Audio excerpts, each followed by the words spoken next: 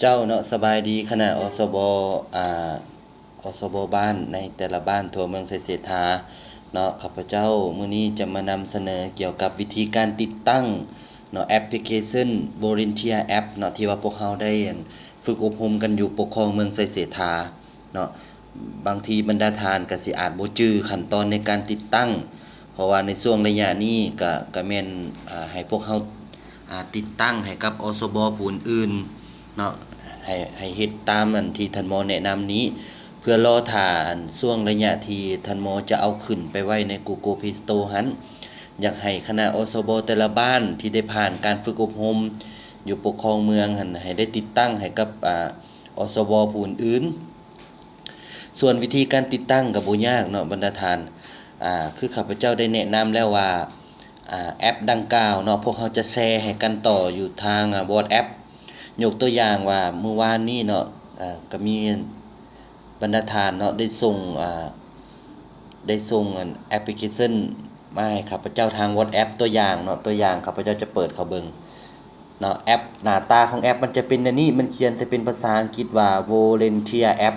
มันเป็นรูปลูกศรชี้ลงอยู่ส่วนเบื้องขวานี้เนาะแสดงว่าพวกเรายังบ่ได้ดาวน์โหลดเถื่อคันมันเป็นรูปแบบนี้แสดงว่าพวกเรายังบ่ได้ดาวน์โหลดแต่พวกเราก็ติ๊กใส่รูปลูกศรชี้ลงหลุมหั่นติ๊กใส่ปึ๊บเนาะมันก็จะเริ่มดาวน์โหลดการดาวน์โหลดนี้มันบ่ได้หมายความว่าบรรดาท่านต้องใจแยกให้เห็นว่าระหว่างการดาวน์โหลดกับการติดตั้งมันจะแตกต่างกันเนาะตัวขั้นตอนที่เราติ๊กนี่หมายความว่ามันดาวน์โหลดมาเก็บไว้ในโทรศัพท์ซื่อๆแต่ยังบ่ทันได้ติดตั้งเนาะตอนนี้เราก็ยังรอท่าเนาะรอท่าบึดหนึ่งรอท่าการติดรอท่าการดาวน์โหลดแล้วหลังจากดาวน์โหลดแล้วข้าพเจ้าสิแนะนำให้บรรดาท่านต่อเนาะถ้าหากว่าข้าพเจ้าได้แชร์ต่อให้บรรดาทานแบบนี้ก็ให้บรรดาทานเฮ็ดคือดังที่ข้าพเจ้าแนะนำนี่เด้อเนาะตอนนี้กำลังดาวน์โหลดอยู่เนาะใกล้เต็มแล้วถือว่า คันมันบ่เห็นรูปลูกศรชี้ลงถือว่าเฮาดาวน์โหลดแล้วนี่เนาะคันดาวน์โหลดแล้วเนาะแอปมันจะไปอยู่ไสเนาะให้เฮาออกจากระบบเนาะออกจาก WhatsApp เนาะออกจาก WhatsApp ออกหมดเฮาจะไปเบิ่งรูปโฟลเดอร์หรือว่ารูปไฟล์ของฉันเนาะมันจะอยู่ไสเนาะเฮาก็เลื่อนเบิ่งแบบนี้แหละเนาะเลื่อนไปเลื่อนมานี่เนาะมันจะเห็นเป็นรูปสีเหลืองอยู่หลุมนี่เนาะบรรดาท่านนี่จะเป็นรูปสีเหลืองอยู่หลุมนี้เนาะไฟของข่อยบางทีก็เขียนว่าไฟของฉันจะเป็นรูปสีเหลืองแบบนี้แหละเนาะให้บรรดาท่านติ๊กเข้ามานี่ปึ๊บหลังจากติ๊กเข้ามาในนี่แล้วเนาะให้ไปเบิ่งอุปกรณ์จัดเก็บข้อมูลเนาะอยู่หลุมสุดนี่เนาะมันเขียนใส่ว่าอุปกรณ์เก็บข้อมูลเนาะบางทีบางโทรศัพท์มันก็จะเขียนใส่ว่าภายในเครื่องเนาะเครื่องภายในมีหยังต่างๆเนาะบางเครื่องก็เขียนใส่อุปกรณ์จัดเก็บบางเครื่องก็เขียนใส่ว่าที่จัดเก็บภายในเนาะอันเดียวกันเนาะให้เฮาติ๊กเข้าไปปึ๊บพอหลังจากติ๊กเข้าไปแล้วเฮาจะไปใส่เนาะมาอยู่ที่ WhatsApp นี้เนาะบรรดาฐานนี้มาที่ WhatsApp นี้เนาะให้บรรดาฐานติ๊กมาที่ WhatsApp นี้เนาะหลังจากว่าเฮาติ๊กเข้าไปปึ๊บเนาะติ๊กเข้ามาแล้วมันจะเป็นรูปโฟลเดอร์แบบนี้อีกเนาะจะเป็นรูปเหลืองๆมันนี่3อันหรือ4อันก็แล้วแต่เนาะหลังจากนั้นเฮามาคลิกใส่มาคลิกใส่มีเดียนี้เนาะตัวมีเดียนี้คลิกเข้าไปโลดบ่ให้บีบค้างเด้อให้คลิกเข้าไปซื่อๆเนาะคลิกเข้าไปปึ๊บเนาะหลังจากคลิกเข้ามาแล้วคลิกไปใส่ต่อเนาะแล้วเฮาก็มาเลื่อนเบิ่งซอกหาWhatsApp document เนาะมันเขียนเป็นภาษาอังกฤษนี่เนาะ WhatsApp document นี่เขียนแบบนี้ให้ติ๊กใส่เด้อบ่ให้บีบค้างให้ติ๊กใส่เนาะ WhatsApp document นี้เฮาก็ติ๊กใส่ปึ๊บเฮาก็จะเห็น